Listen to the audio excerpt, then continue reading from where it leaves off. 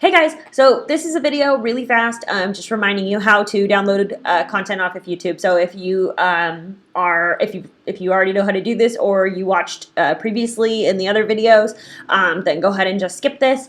But I wanted to make sure it was in the search section as well. So if you need to, so basically you can get the link to this video a couple of ways. One is you can click into it and just copy the URL. Another way is if you right click, you can copy link address.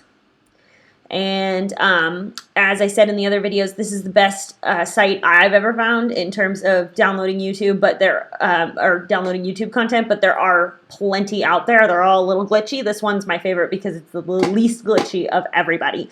And basically you just paste, and you can do this for visual and audio, because here you can download the video, and if you switch over to MP3, then you can download just the audio.